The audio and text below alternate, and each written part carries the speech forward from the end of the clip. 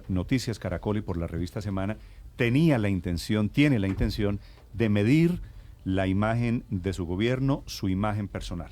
Señor presidente Iván Duque, gracias por acompañarnos esta mañana. Muy buenos días. Muy buenos días, Néstor. Un placer estar acá. Los saludo a usted, a Felipe, al padre Alberto, a Ricardo, a Nicolás, al doctor Mejía, a Juan Roberto y a la doctora Sierra. Un placer estar aquí. Presidente, como se da cuenta, las noticias para usted no son buenas. El totazo, la caída, en realidad es una desplomada muy grande. La imagen de su gobierno, la imagen suya, la favorabilidad, la aprobación cuando comenzó, recién comenzado hace 2 meses, era de 53.8, que básicamente es el porcentaje con el que usted ganó las elecciones en junio de este año, ¿no es verdad? Las elecciones pasadas. La imagen favorable cae de 53.8 a 27.2. ¿Cómo recibe usted, cómo lee usted esta cifra?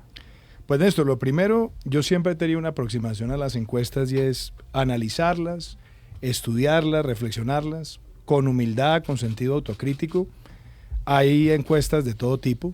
Hoy sale esta, creo que van a salir varias estos días, todas las vamos a analizar. Y la verdad es que uno tiene que entender de ellas el sentimiento popular, qué piensa la opinión pública, pero uno no puede convertir las encuestas en una especie de ancla emocional ni de ancla de gobierno, porque entonces los gobiernos pierden norte. Yo lo que creo es que vamos a analizar estos resultados y vamos a seguir trabajando conforme lo hemos venido haciendo con el programa de gobierno nuestro, cumpliéndole al país, trabajando intensamente y procurando todos los días hacer más pedagogía, hablarle al pueblo colombiano con mucha tranquilidad, mucha serenidad y orientando el país hacia donde debemos hacer las grandes reformas. Presidente, claro que me imagino que ningún presidente gobernará viendo las encuestas, pero tampoco puede gobernar a espaldas de las encuestas. Cuando usted vio la cifra, la caída, que es de la mitad, ¿no? Cae a la mitad. ¿Qué pensó? Eso es miércoles, ¿me están pasando factura por...? Pues yo creo que hay que analizar también primero, usted sabe que las encuestas son fotos de momentos, hay muchas veces circunstancias de coyuntura que impactan en ellas, discusiones que se están dando que son polémicas, desde luego, algunas que han sido exageradas o han sido deformadas, otras que pues obviamente hacen parte de digamos, reclamos de algunos sectores de la población.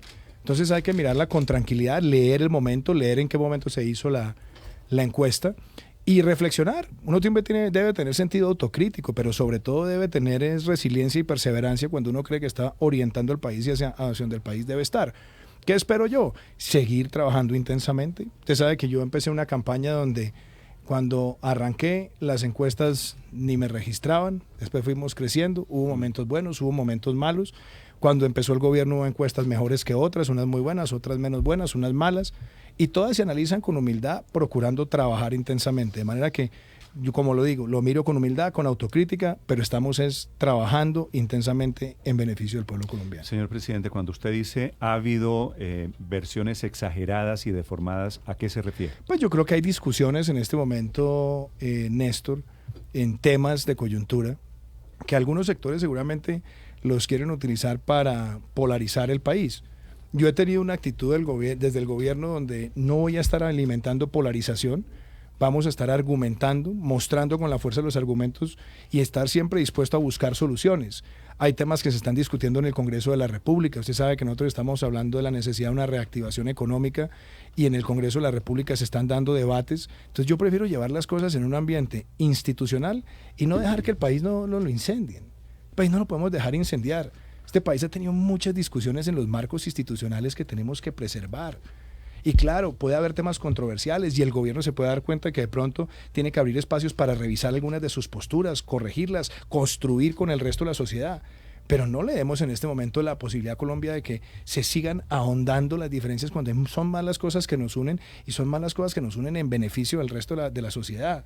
Entonces creo que hay que evitar que los debates caigan en la exageración política y que se puedan llevar a cabo en el marco institucional por el bien del pueblo colombiano. ¿Usted cree que le están ganando la batalla a quienes quieren exagerar o deformar esa realidad? Yo no sé si la estén ganando, porque yo no lo veo en función de batalla. Yo no estoy buscando contendores políticos.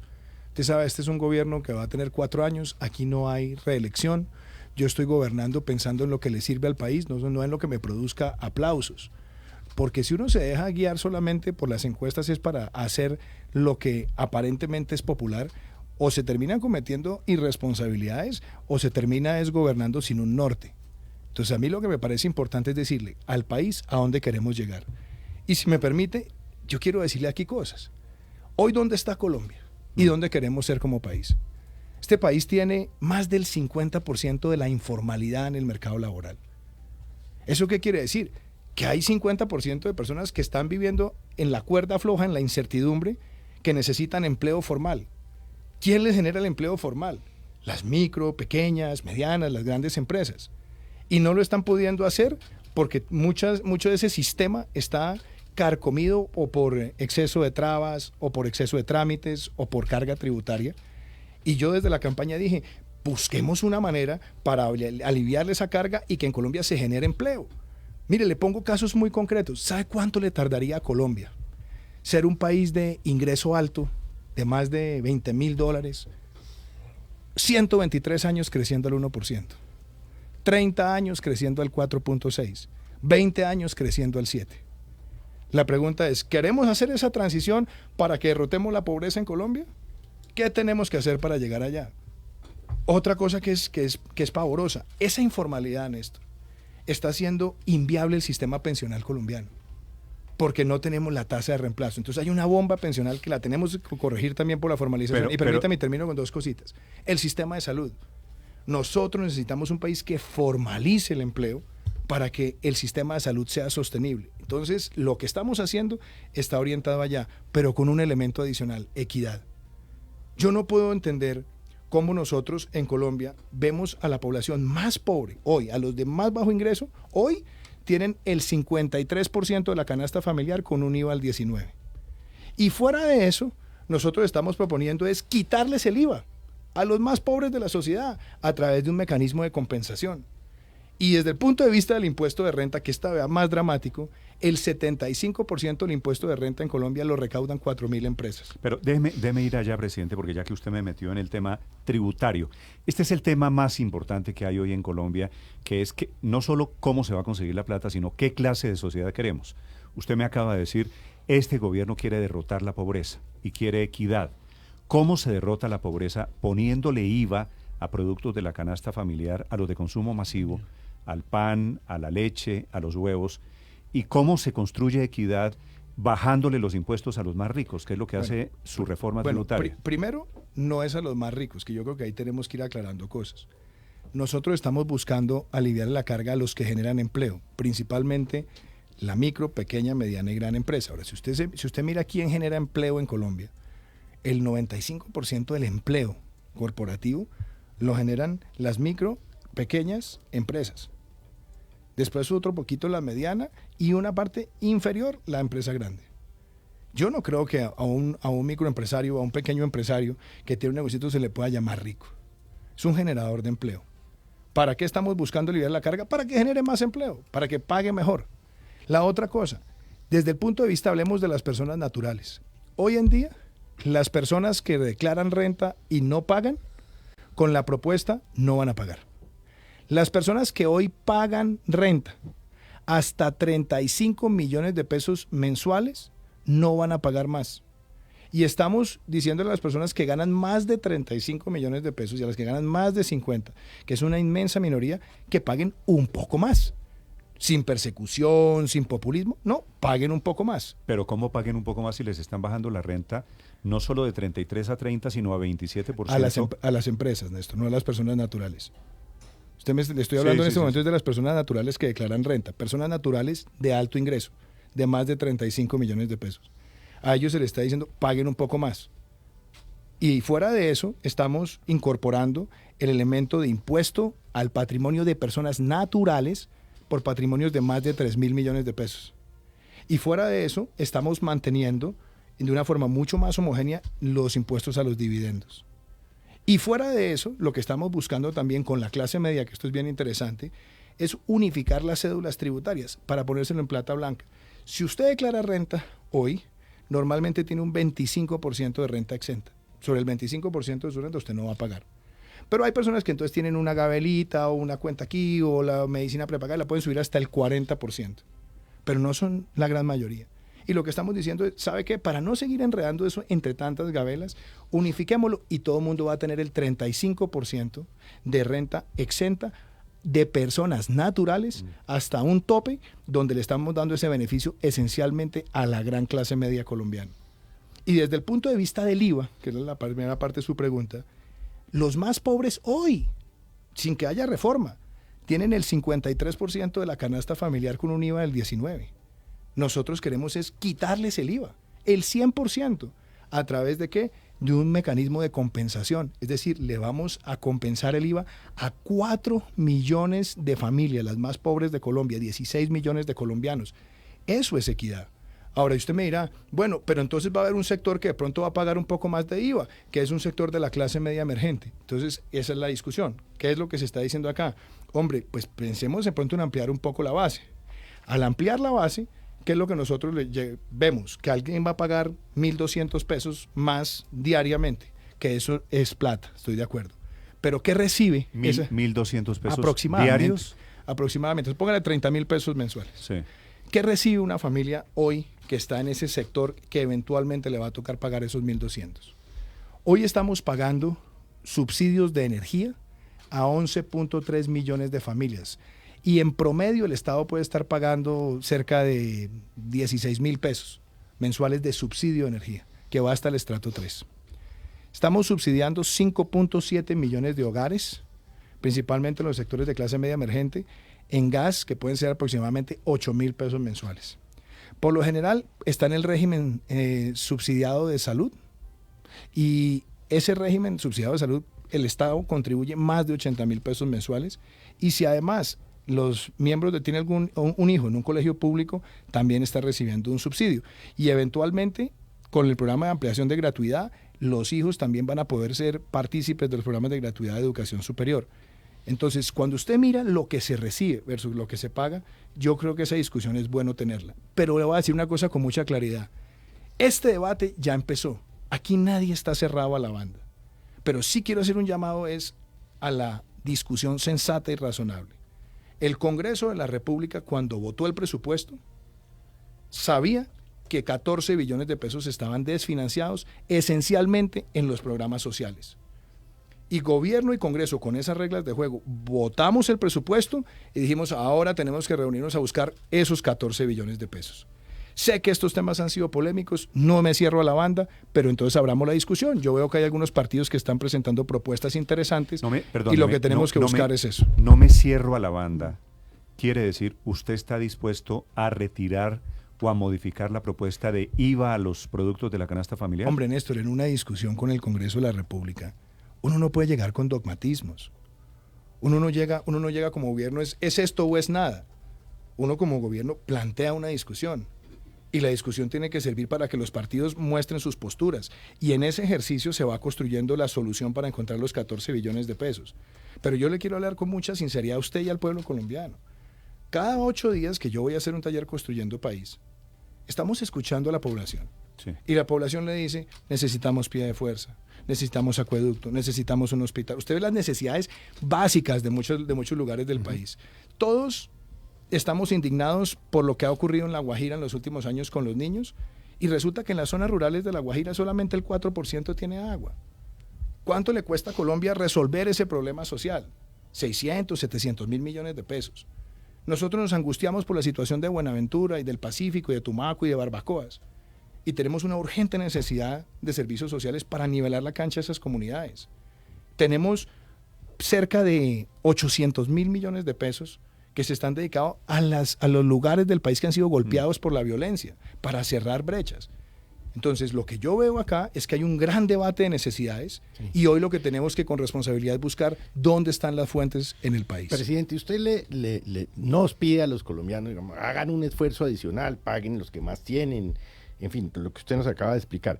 Pero uno como ciudadano ve de alguna manera preocupado que, por ejemplo, los proyectos que su gobierno presentó sobre temas de corrupción, se los están hundiendo todos. Entonces uno por un lado dice, me piden más esfuerzos, pero por el otro lado dice, bueno, ¿y la robadera cuándo se va a acabar? Vea, Felipe, ¿Usted no siente que el Congreso está hostil en contra de esos proyectos y que se los están enterrando? Mire, pongámoslo en perspectiva. Ujú. Aquí se ha hecho un ejercicio que yo no lo quiero poner en tono de confrontación, Ujú. sino en tono de realidad y de vocación. El país necesita cambiar las reglas del manejo político entre el Ejecutivo y el Legislativo. Eso es claro. Pongámonos la mano en el corazón. Y el país necesita ir eliminando una cultura transaccional, así como consecuencia el costo sea más deliberación y más independencia de poderes. Eso lo tenemos que asumir los colombianos, porque siempre el concepto de la aplanadora o de llegar y ferrocarrilear, que muchos lo aplaudían para mostrar poder, realmente lo que terminaba era enquistando unas prácticas putrefactas en la política colombiana. Entonces, hoy hay una relación de respeto. ¿Qué hice yo? El 8 de agosto presenté las iniciativas del gobierno de lucha contra la corrupción. Después de la consulta del 26 de agosto, aunque no se alcanzó el umbral, dijimos vamos a apoyar estas iniciativas, hicimos la mesa técnica, las presentamos y allá estuvieron los partidos. Pero se sabía además en la mesa técnica que no todos los temas tenían consenso, pero teníamos que trabajar por ellos. Mire, yo creo que el tema de limitar los periodos a no más de 3 periodos es necesario, no porque el que lleve 3 periodos sea un corrupto, sino porque la renovación constante de la política contribuye a la lucha contra la corrupción. Ese cayó en Cámara, sigue vivo en la reforma política. Yo espero que el Congreso tenga la posibilidad de recapacitar sobre él. Pero yo no me voy a poner en la tarea de salir a buscar aplanadoras o a buscar ferrocarrilear ejerciendo un poder transaccional, porque esa no fue la bandera que yo tuve en la campaña. Y la otra cosa, hablemos de otros proyectos. El de probidad va avanzando. El proyecto que tenía la Fiscalía va avanzando. El proyecto que teníamos de transparencia en las declaraciones va avanzando. El proyecto que habíamos presentado para limitar beneficios a personas sindicadas de corrupción va avanzando. Entonces yo creo que los proyectos de pronto podrían ir más rápido, pero van avanzando. A usted y a la ministra, a la doctora Nancy Patricia Gutiérrez, los critican, entre otras cosas, pues quienes se sentaron con ustedes en la mesa técnica y decir, ¿por qué nunca mandaron un mensaje de urgencia? Le voy a era explicar, tan prioritario para el presidente que ni siquiera los impulsó. Le voy a explicar una cosa. Uh-huh. Dentro de los proyectos que se presentaron, teníamos proyectos que eran de acto legislativo y proyectos de ley. Como usted sabe, los proyectos de acto legislativo necesitan 8 debates en 2 periodos. Entonces, teníamos que presentar primero los actos legislativos para que se surtieran los 4 debates y lo que íbamos llevando era los tiempos de cada proyecto. Aquí esto se ha venido haciendo con juicio. Toda la semana se dedica tiempo a hacer seguimiento. Yo hablo con los presidentes de las comisiones. Les digo, mire, por favor. Y yo veo que hay sentido de responsabilidad en las comisiones. La sola comisión primera del Senado, es que esto es importante también que el país lo conozca, tiene más de 96 proyectos en este momento en capilla. Y tiene cerca de 29 actos legislativos en capilla. Y se le dio prioridad a esta agenda. Entonces, si usted me pregunta, ¿yo quisiera que fueran más rápido? Le diría sí, yo quisiera. Pero también debo reconocer que se ha venido haciendo un trabajo deliberativo y me parece que propositivo. Hay cosas que no van a salir como se presentaron. Eso nos gustará a algunos o no nos gustará. A mí personalmente me parece que hay cosas que han ido perdiendo fuerza, otras han ganado más. Pero los proyectos ahí van. ¿Es prioridad para mí? Sí, es prioridad para mí. ¿Está en el diálogo permanente del gobierno con el Congreso? Sí, está pero en el si diálogo es prioridad, permanente. Presidente, ¿por qué se hundieron los proyectos? ¿Por qué Pero se están hundiendo los proyectos? hablemos particularmente. El de periodos cayó en Cámara, pero en este momento está vivo en la reforma política, en la limitación de los 3 periodos. Hay un par de iniciativas que lo que decidieron fue acumularse con el proyecto de la Fiscalía, que iba mucho más adelante, para darle más aceleración a esas medidas. Entonces, o sea, ¿no es cierto que los proyectos se estén hundiendo? No, hay algunos proyectos que han tenido dificultad. Por ejemplo, debo decirlo, el que definitivamente no tuvo ambiente en el Congreso fue el de los salarios. Ese es un proyecto que no es la primera vez que se presenta. En la legislatura pasada yo recuerdo que el senador Alfredo Rangel en su momento también presentó un congelamiento de salarios, la senadora Paola Holguín, ha habido otros partidos que lo han presentado. Esos proyectos nunca han tenido desafortunadamente mucho eco.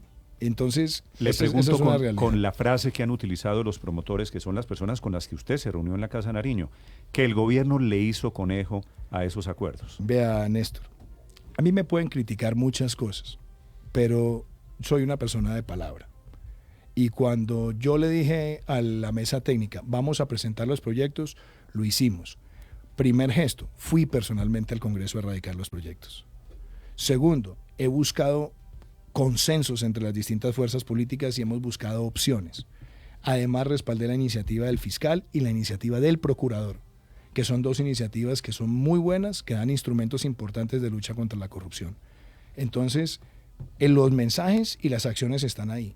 Yo no puedo dejarme llevar por la polarización o por los intereses políticos de nadie. A mí me interesa ubicarme en el plano de sacar adelante lo que le sirve al país.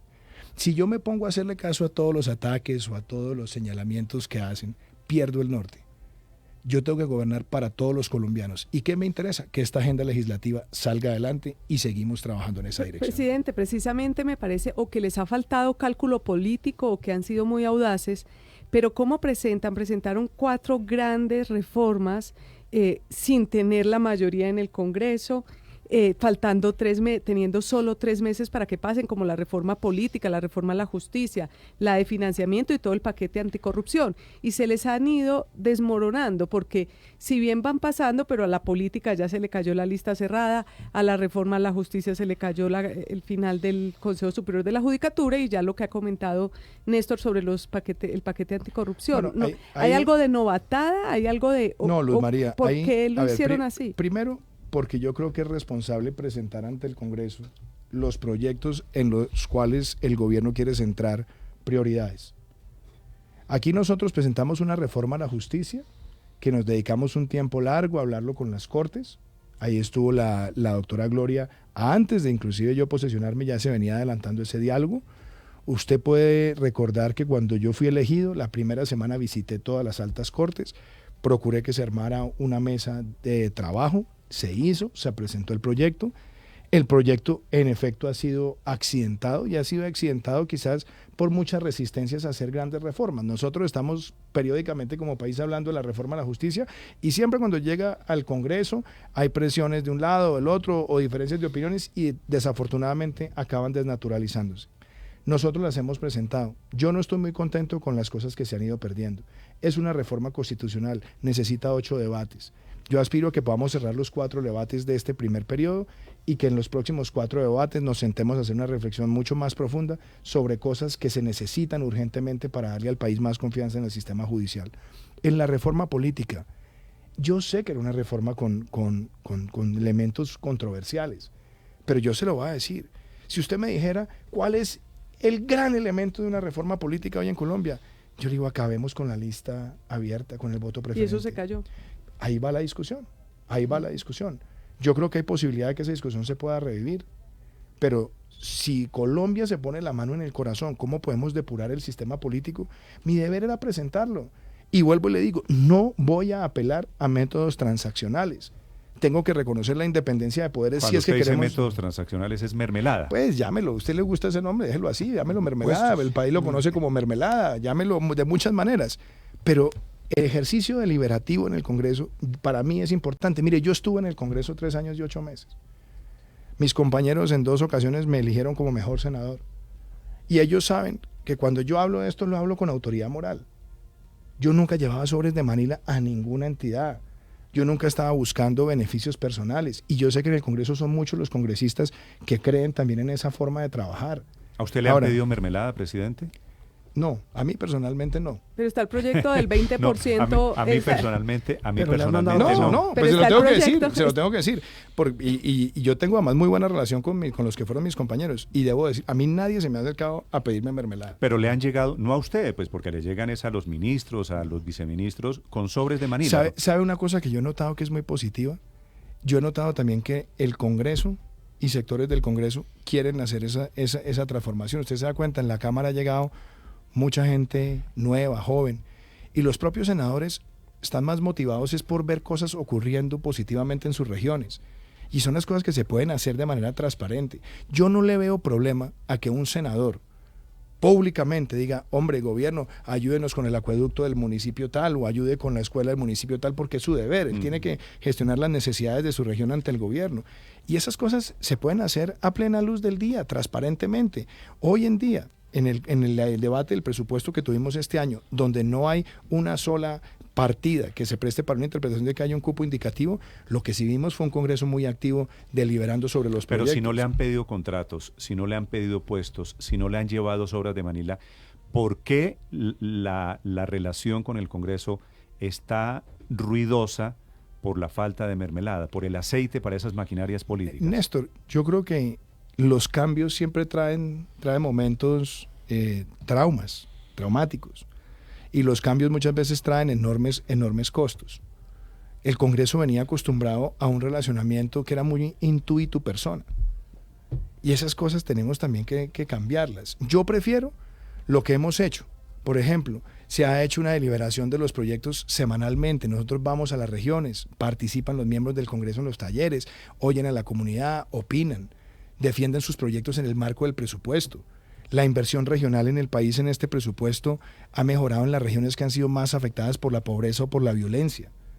Yo creo que el país gana mucho más con un sistema transparente en el relacionamiento institucional que perpetuar esos márgenes de bruma donde no se sabe qué pasa tras bambalinas. Presidente, a propósito de esa relación con el Congreso, pues ya muchos han dicho que es un globo, que fue una exageración y que riñe con ese tono conciliador suyo lo que dijo el presidente del Congreso, Ernesto Macías, a propósito de esas iniciativas y el hundimiento del que hablaba Luz María. Él dice, mire, con el Congreso no se pudo, hagamos una constituyente. Usted ya dijo, mire, yo mantengo esa relación con el Congreso. ¿Usted está de acuerdo en que es un globo, en que eso es inviable, mire, en que deberemos llegar a una constituyente? Yo respeto la opinión del senador Macías, el presidente del Congreso. Ustedes en la campaña me lo preguntaron varias veces. De hecho, usted creo que me acompañó, no sé si se acuerda que estuvimos, creo que fue en Pereira, me acuerdo muy bien, sí. Al final de la campaña, y usted me preguntó eso. Y yo le dije, Juan Roberto, mire, hablemos de las cosas prácticas. Colombia, para hacer una constituyente, ¿qué necesita? ¿Cuál es el proceso? Toca presentar una ley. La ley se tiene que adelantar. Después se tiene que convocar a una consulta donde el país dice si quiere constituyente. Una vez el país se pronuncia y dice sí quiero constituyente, entonces tiene que proceder a la convocatoria de las elecciones y eso mínimo se toma 3 meses. Después elegirla, después sesionar y después de sesionar revisión de la Corte. A ver, sí, esos caminos, digamos, la Constitución los contempla. Que esos caminos sean posibles, de pronto si hay un gran consenso nacional como lo hubo en el 90 o en el 91, pero lo cierto es que hoy es más sensato poner sobre la mesa las reformas que el país necesita e invitar al Congreso a hacerlas. ¿Así se hunden? Pues hombre, esos son riesgos que desafortunadamente nos toca correr en el marco institucional. Pero yo, por ejemplo, veo cosas positivas. Se aprobó un presupuesto en un debate exhaustivo donde hablamos de la política social a fondo. Sí, ahora tenemos que buscar el financiamiento. Se aprobó o estamos en el proceso de aprobación del presupuesto bienal de regalías, donde también estamos buscando mejores asignaciones en lo social. Se han aprobado iniciativas, por ejemplo, el acceso de Colombia a la OCDE, que lo votó el Congreso, que a mí me parece que también es un mensaje positivo del Congreso frente a algo que al país le da un marco de credibilidad internacional. Ahora, ¿qué nos toca? Sacar adelante la agenda. ¿Qué invito al Congreso? Saquemos adelante la agenda anticorrupción. Esta no es una victoria del gobierno ni del Congreso, esta tiene que ser una victoria de un país que salió masivamente a pronunciarse para rechazar esas prácticas. Y yo creo que en la medida que nos quitemos las vanidades y dejemos de entender si esto es una victoria de Duque o es una victoria del uno o es una victoria del otro, y entendamos que tenemos que buscar victorias nacionales y que el país tiene que ponerse la camiseta y decir, esta es una tarea nuestra, derrotar esta vagabundería. Es una tarea nuestra que haya más transparencia, es una tarea nuestra que tengamos más cortapisas a los monopolios de información y al exceso de discrecionalidad en la contratación. Ganamos como país. Por eso a mí me parece más importante una presidencia que, aunque la critiquen por tener un tono, lo que llaman algunos moderado, a mí lo que me interesa es no estar alimentando la polarización y ser capaz de decirle al país, concentrémonos en lo que nos une y vamos a trabajar. Presidente, hay varios temas relacionados con los ministros que de alguna forma podrían haber afectado la agenda del gobierno en el Congreso. Uno de ellos, por ejemplo, y lo han dicho incluso congresistas del Centro Democrático, es que la ministra de Justicia, la doctora Gloria María Borrero, no ha sido lo suficientemente dúctil para ese manejo de la relación con los congresistas. Nos contaban una anécdota de un momento en el que la ministra estaba más preocupada, por ejemplo, por un homenaje a ella que por el trámite de la reforma a la justicia. ¿Usted reconoce que le ha faltado a los ministros o a algunos de ellos más conocimiento, mejor manejo de los proyectos para que pasen en el Congreso? Ricardo, mire, el gabinete que se conformó tiene varias características. Primero, es un gabinete de personas que tienen un conocimiento profundo de los temas que están liderando. La doctora Gloria María Borrero, por años, lideró la Corporación de Excelencia en la Justicia. Analizó los problemas operacionales, procesales, logísticos, administrativos, éticos del sector justicia. Es una persona que ganó gran credibilidad en el país y fuera del país. Yo no la nombré por ningún criterio político, ni sé a qué partido pertenece, ni le he preguntado siquiera. Pero veo una persona que tiene conocimiento y que quiere acertar. Que en el manejo del Congreso haya tenido tropiezos, es posible. Es posible porque ella no viene del ambiente parlamentario. Y seguramente hay elementos de costo, de aprendizaje del manejo político que le han pasado factura. A ella y a muchos. Y hoy y en el pasado a muchos. Entonces, yo creo que lo que tenemos ahí es una gran ministra. Una ministra que quiere acertar con la reforma. Pero también hay que decirlo, hay muchos sectores que piden la reforma a la justicia y después cuando la reforma llega al debate, la desmembran. La judicatura, usted tiene, presidente, discúlpeme, algún tipo de conocimiento, como lo dijo la ministra aquí en Blue Radio, de que el Consejo de la Judicatura y sus magistrados están haciendo lobby para lo que finalmente pasó. Digamos que una de las almendras de la reforma era esa, que se acabara la judicatura, y se eliminó esa posibilidad. Yo no voy a hacer, yo no hago especulaciones, usted me conoce. Cuando yo hago un señalamiento, lo hago porque tengo conocimiento de causa. Naturalmente, y esto no es un tema Foucault. Claro que en las discusiones institucionales y cuando se está hablando de dar por terminada una institución, pues lógico que hay defensores de la institución, bien sean los que están adentro o los que han sido sus padrinos o los que lo ayudaron a constituir y otros que no. El punto es, la discusión es cómo vamos a hacer la justicia más eficiente. La discusión es cómo podemos tener una justicia donde realmente tengamos mejor arraigo judicial de los jueces, mejor sistema de valoración de las providencias, mejor sistema de selección de talento, expediente electrónico y erradicar la influencia política en la designación de muchos de los agentes de la justicia en el territorio. Eso es lo que también se busca con estos cambios. Ahora, esta no es solamente la reforma a la justicia que va a presentar este gobierno. Yo por eso dije desde el comienzo, vamos a hacer una reforma a la administración de justicia y otra a la administración judicial. Y ya estamos avanzando, por ejemplo, con las cortes para los temas de expediente electrónico, digitalización. Yo insisto mucho en la política de talento, que la rama judicial sea capaz de ir a las facultades de derecho, buscar a los mejores y reclutarlos. Entonces, para ponérselo en el marco de su pregunta, es lógico que en los debates haya defensores y los defensores van y hablan con los congresistas, ya haya opositores o los promotores de la iniciativa para dar por terminada una institución y pasar a una nueva estructura. Eso yo no le voy a poner misterio. Lo que sí me parece importante es que nosotros mejoremos los requisitos, podamos limitar capacidades electorales en las cortes, tengamos por parte de las cortes un mayor compromiso para ponerle cerrojo a puertas giratorias, que busquemos que a las altas cortes lleguen personas cada vez más idóneas, en fin. Y yo he sentido de las cortes un buen ambiente, pero cuando se traduce en la reacción parlamentaria, desafortunadamente debo decirlo, yo no estoy contento como las cosas están avanzando. Tengo la esperanza de que terminemos el cuarto debate y que podamos enriquecer mucho más la propuesta de cara a los próximos 4 debates que ya además requieren mayoría calificada. La ministra de Justicia, a propósito de este tema, presidente, dijo aquí en Blue Radio, cuando se estaba hundiendo, que hay ahí medio un salvavidas la semana pasada, que estaba contemplando la renuncia si se hundía la reforma a la justicia. ¿Puede ser ella la primera baja en el gabinete? Usted me lo está poniendo como en un reality, si está amenazada por convivencia. Sí. No está amenazada por convivencia la ministra de Justicia. Yo creo que la doctora Gloria ha hecho una labor importante. Ella está empezando un debate. Pero ella fue la que habló de la renuncia, ¿no? Ella lo dijo. ¿Se lo dijo usted? Y yo le dije, ministra, ¿para qué se pone a decir eso? Yo no le estoy poniendo a ningún ministro, le estoy poniendo un reloj de arena. Yo lo que quiero es que ustedes trabajen con todas sus capacidades y vamos liderando las cosas en la medida de lo posible. La posibilidad de que las cosas salgan como se presentaron no depende de ella. Para eso hay un debate parlamentario. Ahora, ella ha enriquecido ciertos debates, en otros ha sido derrotada, como pasa siempre. Pero yo sí le debo decir, me complace haber tenido o tener en el gabinete a una persona que tenga ese nivel de compromiso con la justicia de nuestro país. Señor presidente, pasemos al tema de hoy, que es el tema de las marchas. Yo aquí tengo una lista de capítulos para desarrollar en esta entrevista del tema de los estudiantes. Los estudiantes salieron ayer por quinta vez, eso salió pacífico hasta las 3 de la tarde y después disturbios, vandalismo, vías cerradas. ¿Cuál es el balance que usted tiene de su relación, de la posición del gobierno frente al fondo, que es la petición de más plata para la educación pública? Néstor, lo primero, yo no soy antagonista de los estudiantes. Yo no soy enemigo de los estudiantes. Yo no soy el contradictor de los estudiantes.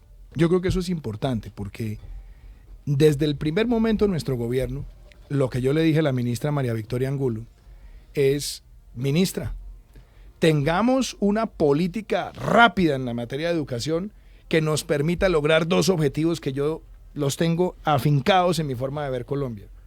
Busquemos el presupuesto más alto que haya tenido la educación y busquemos tener el presupuesto de inversión más alto que haya tenido la educación. Yo soy el primero que reconozco que Colombia tiene una deuda histórica con la educación, pero no solamente con la educación superior, Néstor, con la educación en general. Y la educación en general significa la atención integral a la primera infancia, significa la alimentación escolar de la cual tantos nos quejamos. Y le dije, ministra, vamos a ponernos la camiseta en esta tarea, aumentamos en 48% el presupuesto de alimentación escolar para que los niños tengan 180 días de alimentación. Y le dije, vamos a hacer el convenio con la Procuraduría, con la Defensoría, con la Contraloría para transparencia en la contratación. Vamos a incorporar comités de supervisión, vamos a trabajar además para que los productos locales puedan incidir en esa alimentación y para que los niños tengan los micronutrientes que se necesitan para el desarrollo de su corteza prefrontal pensando en el aprendizaje. Se logró ese presupuesto. Después le dije, ministra, vamos a poner este país a duplicar la jornada única en estos 4 años. Objetivo que está planteado de cara a lo que nos corresponde el presupuesto 2019 y está en el plan de desarrollo al 2022. Le dije, ministra, hagamos algo frente a la educación superior, pública sobre todo. Y aquí, Néstor, si me permite, quiero tocar 3 temas. El primero, en ese ejercicio, la primera traba con la que nosotros nos encontramos fue, claro, teníamos el programa Pilo Paga que venía de la administración anterior y entonces mucha gente decía, pues den por terminado Pilo Paga. Les dije, vea, ¿qué le decimos a los muchachos que ya están becados? Que se vayan para la casa. No se puede hacer eso. Hay que honrar el compromiso a que se pague la última matrícula. Y en la medida que se va marchitando Pilo Paga, vamos liberando recursos para el sistema educativo. Pero aparte de eso, se tomaron 2 decisiones. Una, vamos a darle más recursos a la universidad pública en el programa de becas gratuitas para la población más vulnerable. 2, en inversión. Y 3, hagamos un esfuerzo para aumentar la base. Nuestra propuesta inicial era 1.8 y le dije yo, ministra, aumentemos esa base, hagamos el esfuerzo. Senté al Ministerio de Hacienda con la ministra de Educación y le dije, llamemos a los rectores cuando empezó este clamor. ¿Por qué los rectores? Hombre, pues los rectores son la institucionalidad que maneja esos recursos. Y les dije, bueno, señores, quiero asumir un compromiso con ustedes. Vamos a darle un aumento a la base de IPC más 3 puntos en el 2019, IPC más 4, 2020, 21 y 22, plata que no la ha visto nunca la universidad pública en los últimos años. Ahí está, un esfuerzo grande. Y después les dije, llamemos a los gobernadores, llamemos a los alcaldes, hablemos con el Congreso y propongámosle al Congreso que en el marco del presupuesto bienal de regalías le demos $1 billón más a la universidad pública del país. ¿Por qué no metieron en esas reuniones, presidente, a los estudiantes? Hombre, Néstor, le voy a decir una cosa. La ministra, desde el comienzo, le dije yo, busque una mesa, pero no una mesa coyuntural. Busque una mesa estructural para hablar con los jóvenes y con los maestros de cara al plan de desarrollo. Esa mesa está creada. La ministra ha estado yendo a esa mesa. Ahora, ¿qué pasó? Y lo tengo que decir. Sí, los estudiantes han reclamado por 500.000 millones de pesos antes de que termine el año. No los hay, Néstor. Yo no puedo cometer la irresponsabilidad de sentarme y decir, no, mire, vaya y comprometa 500.000 y después miramos a ver cómo cuenteamos esto para que no haya paro. No se puede. La plata no la hay, no hay esos 500.000. Y se lo dije además de frente a los rectores, les dije, rectores, yo llevo acá 100 días o 90 días en ese momento y de los 90 llevamos 30 y pico en el paro. ¿Qué más quisiera yo que decirles, venga, yo les ayudo con esa plata? Pero No, pero permítame un segundo. ¿no hubiera sido un gesto positivo haber recibido a los estudiantes? Digamos que no solamente Ricardo, es un tema de fondo de platas, sino de las formas y de los gestos. Ricardo, pensemos en la secuencia. Cuando empezó la expresión popular, lo que llamamos ahora el paro, tuvo una línea de respaldo muy importante en los rectores. Y los rectores son los que administran los recursos de la universidad pública. Yo los invité y hablé con ellos. Les planteé los recursos. Lo aceptaron con gusto. Y ese día dijeron los rectores, muy bien, nosotros asumimos también nuestra tarea de hablar con los estudiantes. Le dije a la ministra, que es la interlocutora del presidente por delegación del presidente, ministra, perfecto, arme la mesa. Se armó la mesa.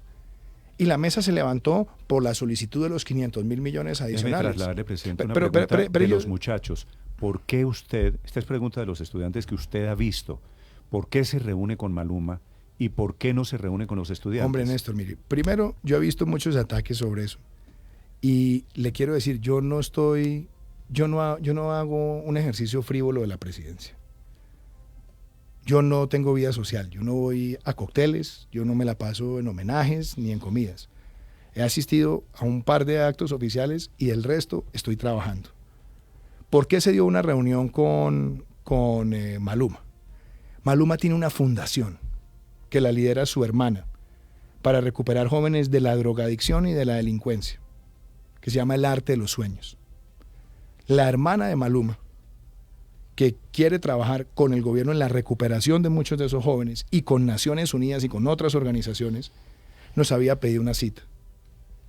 Y me reuní con ellos un tiempo bastante limitado para decirles, mire, nos parece importante este trabajo por la juventud que está en la drogadicción y en la delincuencia. Pero yo en la presidencia también tengo muchas reuniones, todos los días, todas orientadas a qué le puede servir al país. Yo no hago reuniones faranduleras, si es que esa era la crítica. Cada reunión que yo adelanto, la adelanto buscando la conexión entre algo o alguien que le pueda servir a Colombia. Presidente, pero lleva un mes en paro. Ricardo, perdóneme que yo quiero que responda a la segunda parte de la pregunta. Me parece muy oportuna la aclaración de qué hubo en el fondo en la reunión con Maluma, porque se ha hecho una caricatura alrededor de eso. La segunda parte de la pregunta es, ¿por qué no se reúne usted con los estudiantes? A ver, Néstor, primero yo creo que es importante poner un contexto en el debate público. Yo no soy el antagonista de ellos. Es que algunos quieren ponerme en el papel del enemigo de los estudiantes. Yo no creo que uno le pueda decir al país que el presidente es el enemigo de los estudiantes cuando se está haciendo este esfuerzo por los recursos de la educación. A mí me parece que tampoco podemos dejar a que alguien simplifique el esfuerzo que se ha hecho en las circunstancias económicas del país diciendo que son chichiguas. Los primeros que reconocieron el esfuerzo fueron los rectores, que son los que han recibido los recursos para la administración de las universidades. Y los mismos rectores dijeron, nosotros vamos a hacer la aproximación con los muchachos. Que yo le haya pedido a la ministra que conforme una mesa para invitarlos a participar activamente en el plan de desarrollo, ¿eso es ser displicente con los estudiantes? Presidente. Permítame un momentico, doctora Sierra. Eso me parece que es un mensaje también a ellos. Y yo espero, Néstor, que las discusiones en el país no se centren en paro plata. En general. Es que mire, yo a veces recorro el país y donde voy me encuentro con un paro que se ha hecho en los últimos 8 años con una serie de compromisos que nadie le puso plata. Ni un mecanismo de ejecución, ni un mecanismo de implementación. A mí no me parece que eso haya sido responsable quien lo haya hecho. Porque hoy cuando uno va, pues con legítima razón, dice, mire, esto me lo firmó el Estado. Entonces yo prefiero tener una relación donde digamos, vea, construyamos, primero valoremos lo que está ahí. Y permitirle también a los estudiantes, y los rectores han hecho ese llamado, hombre, vuelvan a las clases, pero no por un sentido como de superioridad de profesor-alumno. Vea, la universidad pública cuando no está dictando clases también trae costos. Los rectores no pueden seguir pagando, tienen que dejar por Presidente, terminado el pero- semestre. Perdón, lo interrumpo. Es decir, usted va a la sede de la Nacional, se está cayendo a pedazos, presidente. La Claro, Juan pedagógica Roberto, está y- abandonada. Es decir, estamos hablando, seguramente no es culpa, digamos, de este gobierno, lleva 3 meses, pero es un rezago enorme. Claro, Juan Roberto, y pero- una inequidad enorme frente a uno de los problemas más graves, y es la clave para salir del subdesarrollo y la pobreza. Estamos la de acu- educación gratuita y pública. Estamos de acuerdo, pero entonces hablemos de esa pregunta como usted la plantea. El primer objetivo, que era tener el presupuesto más alto para la educación, se logró, más de 41 billones de pesos. Mm. El presupuesto más alto en inversión también se logró, más de 4 billones de pesos. Y fuera de eso, le dimos más recursos también de inversión a las universidades. Y se está buscando 1 billón adicional en el sistema de regalías. Además, yo tengo autoridad moral para hablarle de eso. Cuando yo fui senador, yo fui el ponente de la estampilla de la Universidad Industrial de Santander. Y respaldé la de la Universidad Nacional y la de la Universidad Distrital, universidades públicas. Y sé lo importante que es la universidad pública porque mi padre salió de la Universidad de Antioquia y mi abuelo de la Universidad Nacional. Y yo entiendo esas frustraciones. Y por eso cuando les dije a los rectores, estos recursos que estamos buscando de inversión es para mejorar la infraestructura de ustedes. Y les dije, quiero tener una mesa permanente en materia de educación superior con la ministra para ver cómo seguimos fortaleciendo la inversión en las universidades, pero también la digital. También que nosotros podamos lograr en el país mayor cobertura. Es que lo que se está haciendo, el esfuerzo de becas para la población más vulnerable es grande. Son más de 340,000 estudiantes de aquí al año 2022.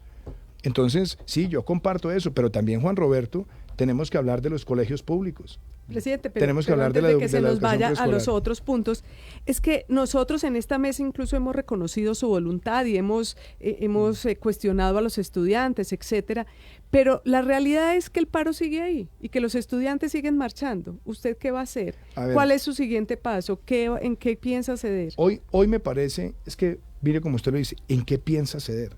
Pues no, No, no, lo por- digo porque, no, no, porque se, o porque- se va a no, no, mover pero- o no se pero- va a mover. No, pero es que mire la forma en la que usted lo pregunta. ¿En qué va a ceder? Como si esto fuera un tema de no querer. No, es que los recursos son limitados, doctora Sierra. Entonces, si cada vez que hay un paro, nosotros estamos flexibilizando todas las normas de asignación de recursos, esa no es la forma de gobernar un país responsablemente. Para mí sería muy fácil decir, bueno, venga muchachos, bájenle de 50 y arreglemos aquí en 80, yo miro a ver dónde los consigo y tal, y váyanse para la casa. Esa no es Lo la forma. entendemos, pero entonces, ¿qué va a pasar, presidente? Entonces déjeme, yo le respondo. Primero, esta no es una conversación antagónica ni de tire y afloje. Es una conversación de sentarnos a hablar sobre el presente y el futuro de la educación. Yo creo que los recursos que se han comprometido para los años subsiguientes son recursos importantes. Lo que hay de las regalías son recursos importantes que va al Congreso y a las regiones avanzando.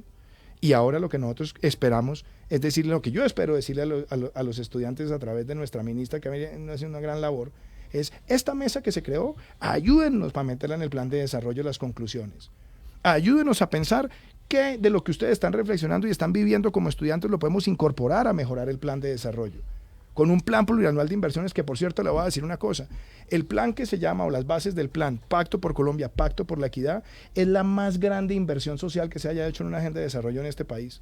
47% de esos 1.100 billones de pesos van a estar enfocadas en estos 4 años hacia la equidad. ¿Y sabe cuál es el rubro que tiene más recursos? La educación. Y eso empieza con los niños en alimentación escolar, la jornada única, el programa que se lanzó también de apoyar a los maestros, la mejora de las normales, los programas de profesionalización de normalistas, los programas que tenemos en este momento de formación técnica, doctorados, especializaciones para más de 8,000 maestros en estos 4 años.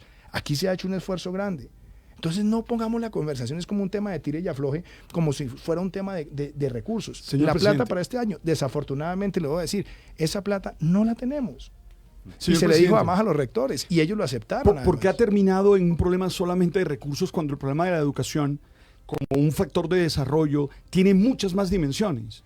Yo no siento que el gobierno el problema sea solamente de recursos, doctor. Pero Alberto. por lo menos lo que le plantean sí. Bueno, hay una conversación que ha tenido que ver con recursos, reconociendo, mire, yo creo que es legítimo. Primero yo quiero decir una cosa. Yo he escuchado la voz y el clamor de los estudiantes y yo creo que ellos tienen razón cuando dicen hay una deuda histórica acumulada y nosotros la estamos reconociendo. Es que solamente la mejora en la asignación de recursos para la base, planteada para el año entrante y para los próximos 4 años, Es un reconocimiento de esa deuda. Pregunte cuánto fueron los aumentos en la base en los últimos años.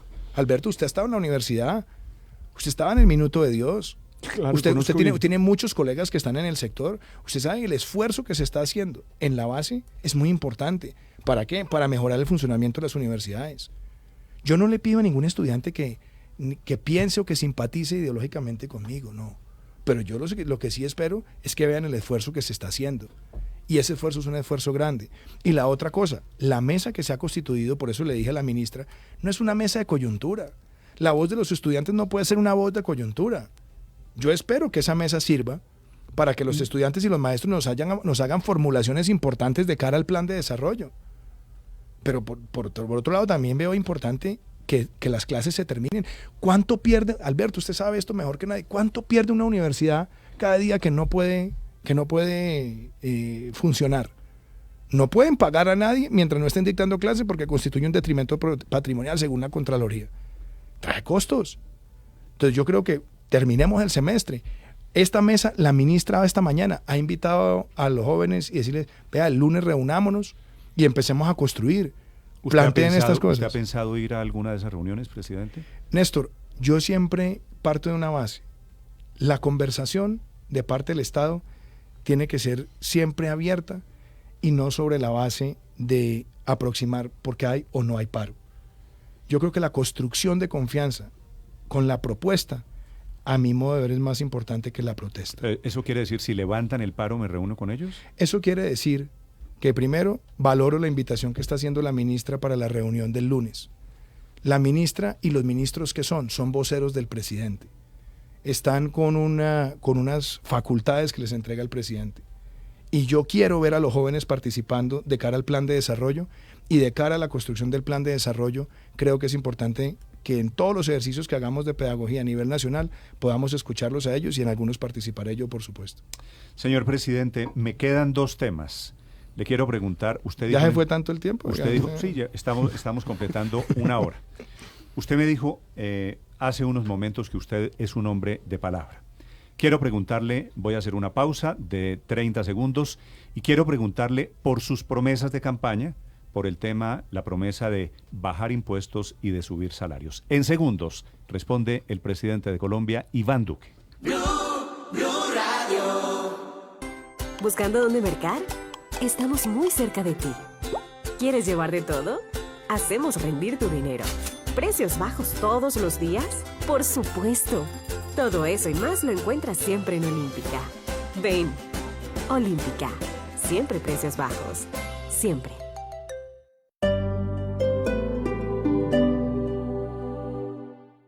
Nissan tiene el plan financiero ideal para ti. Plan a bordo Nissan. Desde el 0% de interés hasta el 100% de emoción. Te esperamos en el Salón del Automóvil, Pabellón 15 y 16 y estrena tu Nissan con el plan financiero ideal para ti. La mayoría cree que existen demasiados comunicadores, administradores e ingenieros. Nosotros sabemos que siempre se necesitará uno que lo cambie todo. Empodérate.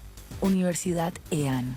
Institución sujeta a inspección y vigilancia por el Ministerio de Educación Nacional. Del 23 al 25 de noviembre, ven a Fontanar Centro Comercial y enloquécete con la nueva Black Weekend. Este año con más sorpresas para ti. Aprovecha los mejores precios y espectaculares descuentos en las marcas participantes. Te esperamos para que comiences a vivir intensamente la Navidad pensando en los que más quieres. Fontanar Centro Comercial, kilómetro 2.5 vía Chía, Cajicá. Y a esta hora en Blue Radio tenemos recomendaciones importantes.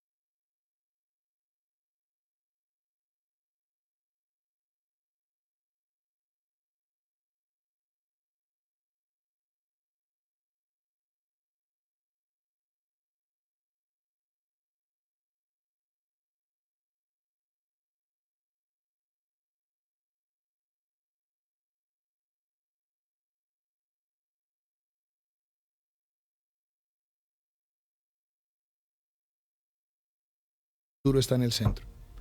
Este fue el libro que fue publicado en enero de este año, con el cual recorrí el país hablando de mis propuestas. Sí.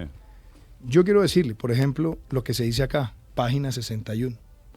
Frente al IVA, se pueden examinar opciones de mejor y mayor recaudo mediante una revisión de bienes exentos y excluidos, menores tarifas con eficiencia en la base e introducir mecanismos efectivos de devolución para la población más vulnerable. Eso dice el libro de la campaña. Y también este folleto, que lo cargo todos los días cuando me siento en la presidencia, lo cargo porque tengo la obsesión de todos los días ir cumpliendo lo que está acá. Y lo que más espero es que en el año 2022, el día que yo deje la presidencia y una familia que haya votado por mí revise este folleto, lo que más espero es que pueda decir, este hombre cumplió. Y mire lo que pusimos acá. Este es folleto de campaña. Este es el programa, las 203 propuestas. 203 propuestas y una foto de Duque y Marta Lucía Sí. Ramírez. Simplificaremos el sistema tributario para empresas y personas naturales, con tarifas competitivas, mínimas distorsiones y digitalización total de las plataformas tributarias con automatización de procesos de devolución. Se trata de reactivar el crecimiento con menos impuestos a las empresas, menos excepciones y mayor certidumbre para generar empleo y productividad, generando crecimiento a mediano y largo plazo. Todo lo que nosotros planteamos, Ahora, y si usted me permite... Eso es cierto, pero usted también propuso, presidente, usted me corrige si no es cierto, propuso bajar impuestos y subir salarios. ¿Es cierto o no? Entonces, claro, primero, ¿cómo se da esa combinación que usted narra? ¿Quiénes son los que generan empleo? La micro, pequeña, mediana y gran empresa. ¿Qué hace esta reforma? Y esto es bien importante, doctor Nicolás, usted que ha escrito mucho sobre esto. Nosotros estamos creando un régimen simplificado para empresas que construye sobre lo que fue el monotributo, que estuvo limitado a un monto de verdad ínfimo en materia de ingresos, y lo sube a 2.800 millones de pesos, de manera que la microempresa pequeña y mediana se vaya formalizando, y vamos desde tarifas que van desde el 0,6 hasta el 13%, que son diferenciadas en un país que, como lo dijo un estudio muy importante de las Naciones Unidas, del 54% de las empresas en Colombia o los negocios no tienen registro mercantil. Aquí estamos formalizando, estamos diferenciando según el tamaño de empresa. Y por otro lado, al reducir la tasa efectiva de tributación de los que generan empleo, lo que estamos buscando es que haya más incentivos a la contratación y se le pueda pagar mejor a los trabajadores. Presidente, ¿hay estudios que garanticen que bajarle impuestos a las empresas automáticamente genera más empleo? Hay ¿Alguien lo evidencias, garantiza? hay evidencias, Ricardo, que cuando usted le baja tarifas efectivas a los sectores generadores de empleo, generan más empleo o pagan mejor. Presidente, le voy a dar un ejemplo. Me da pena Permítame. me da pena contradecirlo, pero es que usted tiene una experiencia muy cercana. Comenzando el gobierno de Álvaro Uribe en el año 2002, el ministro de Trabajo se llamaba Juan Luis Londoño. Redujeron la carga laboral acortando las horas extras de los empleados, con el mismo argumento, el argumento de que vamos a beneficiar a los empresarios para que generen más empleos. No pasó eso, presidente. El desempleo no bajó, no relacionado con esa idea, que terminó beneficiando a los empresarios y perjudicando a los trabajadores. Permítame, miremos ejemplos. Y me voy a referir al que usted acaba de señalar. Primero, los Estados Unidos hace año y medio hizo una reforma fiscal donde se redujo la tasa de impuestos sobre todas las pequeñas y medianas empresas, a todas, pero sobre todo a las pequeñas y medianas empresas, obviamente también benefició a las grandes. Y mira lo que pasó a los pocos días. El mayor empleador de los Estados Unidos, que es Walmart, le dio una bonificación a sus empleados. Y ya van más de 196 grandes corporaciones que han hecho lo propio, y hay un número considerable de empresas medianas y pequeñas que han hecho lo propio. Perú hizo una reducción de la tasa efectiva de tributación corporativa y ya empezaba a tener efectos en la generación de empleo formal. Chile también tomó una decisión hace unos años y ha tenido impacto. En el caso, lo que narra Néstor, yo creo que es importante mirar cuánto era el desempleo en el año 2002 y cuánto fue el desempleo en el año 2006 y después en el año 2010. Sería, digámoslo, absurdo decir que la única causa fue una u otra decisión, pero lo cierto es que las políticas que se desarrollaron bajaron en más de 6 puntos el desempleo. Ese desempleo se vio afectado después de 2009, 2010 por la crisis en los Estados Unidos, que nos trajo una factura por una crisis global. Pero eso terminó revocándose porque al final no tuvo el efecto práctico que se tenía. Pues revocándose no se revocó. De hecho, digamos, se modificó, ya el horario no va a estar desde las 10 de la noche el recargo nocturno, sino desde las 9 de la noche. Se modificó una hora y una de las razones por las cuales ese debate fue bien interesante en el Congreso y además el Centro Democrático votó a favor de esa medida, fue porque en la medida que usted va reduciendo desempleo y usted va consolidando ciertos niveles de empleo formal, usted puede tomar esas decisiones. Ahora, yo creo que esa decisión de una hora, pues usted al Congreso la aprobó. Lo importante y lo que tenemos que hacer ahora en Colombia, Ricardo, es derrotar la informalidad laboral. Porque la informalidad laboral, ¿sabe a qué conduce? A que haya menos personas cotizando a pensión. Y le voy a decir la cosa más dramática. Hoy en Colombia solamente 1 de cada 4 personas se pensiona. Entonces, en un país donde se está envejeciendo la población aceleradamente, y ese envejecimiento nos va a pasar una factura cuando la gente no esté protegida porque los lleva a niveles de pobreza.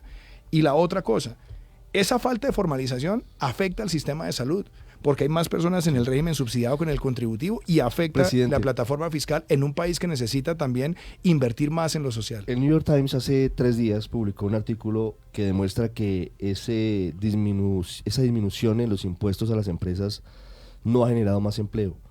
Lo que ha hecho es que las empresas recompren acciones, pero no ha sido efectivo en Estados Unidos. Pues eso, yo no sé el artículo del New York Times. ¿Cuánto tiempo está mirando el New York Times? Desde que empezó. ¿Un año? Pues le estoy diciendo a las empresas que han tomado esas decisiones. Ahora, hablemos de una cosa mucho más clara. ¿Cuál es la diferencia entre Estados Unidos y Colombia? ¿Cuánta es la población formal de los Estados Unidos informal en el mercado laboral? ¿Menos del 10%? Aquí es el 50%. Es decir, ya hay una base laboral importante. En Estados Unidos, digamos, que no ha tenido ese resultado. Pero permítame, ha generado, número 1, más inversión. 2, en acciones. No, más inversión productiva. Usted sabe, mire lo que está pasando con la industria automotriz de los Estados Unidos. Pregúntele a Víctor Grosso. Pregúntele lo que está empleo con la inversión la tasa de empleo más alta en los últimos 40 años. Claro. Hay más empleos que gente para emplear. Claro, no solamente más empleos, hay más empleos, hay más inversión y lo que está viendo Estados Unidos es un acelerado crecimiento. Así es. Entonces, de todas maneras, presidente, sí. Presidente, pero en ninguna parte del mundo se ha demostrado que bajarle impuestos a las empresas genere más empleo. Paola, mire, yo creo que uno nunca puede usar absolutos porque de todas maneras los absolutos siempre tienen ejemplos. Usted se puede dar cuenta de lo que pasó en México después de la reforma del 93-94.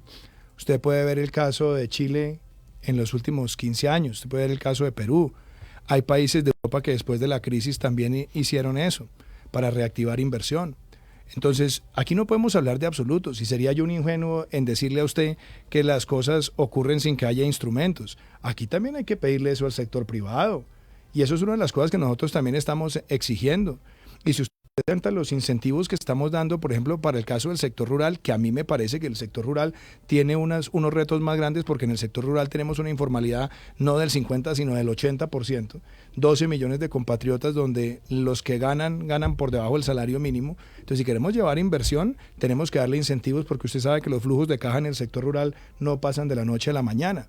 Entonces nosotros estamos pensando, sí, dar incentivos a los negocios nuevos que se desarrollan en zonas rurales, condicionado a la generación de nuevos empleos, con un sistema transparente de selección para que no haya renacimiento corporativo y que eso también se traduzca en más beneficios laborales para la población rural. Ese caso ha funcionado en muchos lugares del mundo. Entre otras cosas, los países que han logrado un balance entre los bienes públicos y los recursos de subsidios, como es el caso de Argentina o el caso de Uruguay. Entonces, yo creo que aquí estamos planteando un reto. El país no puede seguir con estos niveles de informalidad. Tenemos que reconocerlo. Si aquí hay alguien que me diga que los niveles de informalidad que tiene Colombia son óptimos, entonces estamos hablando de otra cosa. Y para bajar la informalidad necesitamos que las empresas contraten más y paguen mejor. Y eso es lo que nosotros estamos buscando. Y vuelvo y digo, aquí no estamos llegando ni con dogmas ni con preconcepciones para la discusión en el Congreso. Estamos abiertos. Y yo me voy a remangar y me voy a meter directamente en este debate porque me interesa es que Colombia gane. Esto no es la victoria de Duque ni la del gobierno Duque. Aquí lo que tenemos es que ir todos los colombianos victoriosos en diciembre y decir, logramos conseguir el financiamiento para los programas sociales de este país y lo vamos a hacer de una manera razonable, donde si hay algunas personas que tengan preocupación de afectaciones a ciertos sectores de la población, pues vamos a mitigarlos, pero el espíritu tiene que ser constructivo y no incendiario. Señor presidente, lo están viendo en esa cámara, estamos transmitiendo por Facebook Live, hay miles de personas que lo están viendo en este momento, en Twitter somos la principal tendencia en Colombia en este momento. Con todos estos temas, ya que estamos hablando del tema económico, le quiero trasladar un par de preguntas de oyentes que sugieren temas de las propuestas de reforma tributaria.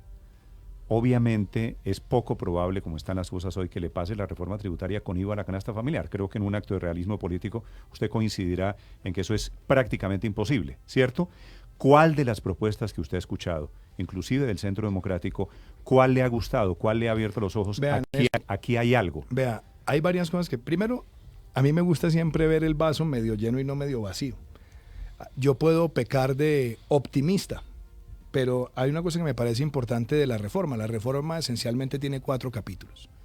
Entonces, centrémonos en los 4 capítulos por un segundo y valoremos varias cosas. 1, el régimen simplificado empresarial ayuda muchísimo a la formalización de los negocios en el país.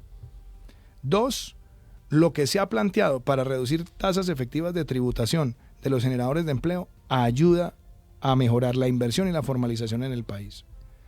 3, todo lo que son los programas de unificación de cédulas, con el beneficio del 35% de renta no gravada, que además tiene unos límites para beneficiar esencialmente a la clase media. Y fuera de eso, lo que se ha incorporado en materia de fiscalización, factura electrónica, esfuerzo que está haciendo la DIAN de fiscalización que va a ser muy grande. Y soy muy optimista con eso. Pero adicionalmente, lo que se está buscando ahora para ser mucho más exigente con los mayores niveles de ingresos, de rentas que antes tenían muchísimas gabelas, todo eso me parece que tiene una discusión relativamente sensata y que puede construir consensos. La discusión sobre el IVA está abierta. Mire, yo he escuchado muchas opciones, muchas propuestas. En estos días que estábamos hablando sobre los regímenes en Europa. En Europa lo que se ha procurado, pues hay un IVA alto, como el que tiene Colombia para unos productos, y hay unos alimentos que se consideran alimentos básicos que tienen una tarifa muchísimo más baja, y esa es una opción. Hay otras muchísimo más baja. ¿De cuánto? No, más baja. 4, 5. ¿A usted le suena un poco más? O sea, lo que quiero decir es, mira... Presidente, ¿le suena la propuesta de Oscar Darío Pérez, del senador Oscar Darío Pérez, de excluir 30 productos de la canasta familiar? Yo quiero que esta discusión, Luz María, la podamos dar primero con todas las cifras en la mesa. Me gustan las propuestas, mire, me ha gustado propuestas de Caribe, he escuchado propuestas importantes. ¿Sabe qué le quiero decir? He escuchado propuestas interesantes del Centro Democrático, de Cambio Radical, de sectores del Partido Liberal, del Partido Conservador. Pero dígame, ¿cuál de esas le suena?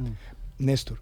Yo quiero cuando Néstor, usted se vaya de pero aquí, mire, yo quiero decirle esto. El presidente está pensando cuál es el plan B. Hombre, más que decirle plan B, lo que le quiero decir es, hay una cosa muy positiva, y es que los partidos están empezando a formular propuestas viables. Vamos a tener reuniones la próxima semana. Esta semana vino reuniéndose el ministro de Hacienda con los ponentes. Yo quiero que los ponentes sigan avanzando en esta discusión, porque lo que no quiero es pasar por encima de esa deliberación que la están haciendo ellos con el ministro. Mi conclusión, ¿cuál es? Vamos a buscar la mejor opción para toda Colombia. Y me voy a emplear a fondo en que así sea. Presidente, ya que toca el tema del ministro Carrasquilla, independientemente pues del debate sobre su cuestionamiento ético y todo el tema que es de los bonos de agua, muchos de los ponentes de la reforma tributaria dicen en voz baja lo siguiente: el presidente hace el papel de policía bueno y de conciliador en este tema de la tributaria, pero uno se sienta con el ministro Carrasquilla y le repito una frase que me han dicho 2 ponentes, es como hablar con una pared. Él dice, no hay modo de que él ceda en el tema del IVA. Inclusive llegó en una discusión hace poco a decirles incluyendo a los ponentes, les dijo, es lo que hay, es lo que tenemos, y si no nos gusta, pues vinimos a ver qué hacemos. ¿Cómo se concilia una reforma Juan Roberto, con un talante y con un nivel de discusión como el del ministro? Yo no le voy a opinar sobre qué le digan o no le digan algunas personas a usted. Usted sabe que No, el ministro como de ellos. usted sabe, mire, Darío Echandía decía que cuando hablan mal de uno exageran y cuando hablan bien de uno también exageran. Entonces yo no por eso yo no voy a entrar a calificar eso. Lo que sí le puedo decir es que Colombia tiene un ministro de Hacienda muy reconocido, es una persona con una gran formación y es una persona que tiene una gran virtud, y es que tiene la voluntad de buscar opciones. Y aquí estamos iniciando un debate. No está cerrado a la banda tampoco. Es que uno no puede llegar, primero, los dogmatismos nunca son buenos. Yo le tengo siempre mucha distancia a las personas que todo lo ponen en términos absolutistas. Todo, nunca, esto, nada, no, porque la vida no es así, y mucho más la vida democrática, y mucho más la vida en discusiones que además son de competencia de instituciones donde hay que garantizar independencia y pluralidad en los debates. A mí me parece que hoy el reto que tenemos todos, y sobre todo también el Congreso y Ejecutivo, es conseguir esos 14 billones, pero sin desnaturalizar dos espíritus que tiene la reforma. Uno, que esta reforma no sea típico pañito de agua tibia para entonces volvernos a ver en 2 años. Este país lleva 14 reformas tributarias en 25 años y siempre es para conseguir un centavito, y entonces todas son sin reformar lo que el país necesita para generar más empleo. Mire, le voy a decir una cosa para que usted la evalúe. Cerca del 75%, más o menos, del ingreso de renta, de impuesto de renta en nuestro país, lo aportan casi 4.000 empresas. 75%. Entonces, claro, si sigue recayéndose el sistema en los generadores de empleo, pues las empresas van a ser más informales o no van a tener el estímulo para contratar. Lo que tenemos que buscar es que Colombia genere más empleo formal, de calidad, y que entendamos que esto es una necesidad urgente para que este país tenga equidad. Y la otra cosa, yo creo que tenemos que mejorar mucho más el sistema para que realmente sea progresivo. Déjeme terminar con esto, Néstor. Señor. No puede ser, Juan Roberto, y usted y yo nos hemos encontrado muchas veces en Unicentro, que cuando usted y yo vamos a hacer mercado, el Estado, cuando usted pasa por la banda, le regale a usted IVA. No puede ser que de cada 100 pesos que usted se gasta, en bienes de la canasta familiar, excluidos y exentos, el Estado le regale a Juan Roberto Vargas o a Iván Duque 27 pesos y a la señora más vulnerable le estén entregando 7 u 8. Eso no es un régimen equitativo. Yo espero que también podamos corregir eso. ¿Para qué? Para que podamos darle más equidad a este país. Ese es el golpe, en la opinión, ese es el golpe de la encuesta. Que la gente que es la clase media es la que se siente más tocada y más vulnerada por esta reforma, presidente. Por desinformación, Néstor. Y vuelvo y le explico por qué. Como le digo, aquí no estamos cerrados a la banda y vamos a buscar soluciones. Pero empecemos por el tema elemental, renta. Hoy en Colombia, nadie que declara y no paga, va a pagar. Presidente, pero en el caso del IVA, por ejemplo, toca directamente a la clase media. Claro, hombre, es decir, quien está intentando superar, saliendo de la pobreza para llegar a la clase media emergente. Presidente, déjeme, yo le digo una cosa. Déjenlo terminar, déjenlo que responda. ¿Usted está de acuerdo con que las personas más pobres de Colombia hoy paguen IVA del 19% sobre la canasta familiar? Hoy. ¿Cómo se lo da a devolver? Hoy. ¿Eso va a ser efectivo? Permítame un segundo. Hoy. Y lo que nosotros estamos diciendo con la propuesta nuestra es, quitémosle a los más pobres de este país el 100% del IVA con un sistema de compensación. Presidente. Pero la clase media va a estar golpeada. La clase media sí va a pagar el IVA y no se lo van a devolver. Perdóneme, pero entonces viene la otra discusión. Yo les he escuchado a muchas personas y a muchos periodistas, por ejemplo, que dicen, sobre todo cuando se habla sobre los temas de calidad institucional, no, hombre, es que en Suecia se paga no sé cuánto y se recibe no sé cuánto. Los sectores que a juicio suyo estarían golpeados porque van a pagar 1.200 o 1.000 pesos o 900 pesos diarios, que no estoy diciendo que no sea plata. ¿Qué reciben? Es un pasaje de Transmilenio. Claro, y lo entiendo, pero ¿qué reciben? Para alguien que se gana 800.000 pesos es un descuadre. Juan Roberto, estoy de acuerdo, pero entonces hablemos también del otro lado de la balanza. El otro. Entonces, esa familia hoy recibe subsidio de energía mensual del orden de 16.000 pesos. Y recibe cerca de 8.000 o 6.000 de subsidio de gas.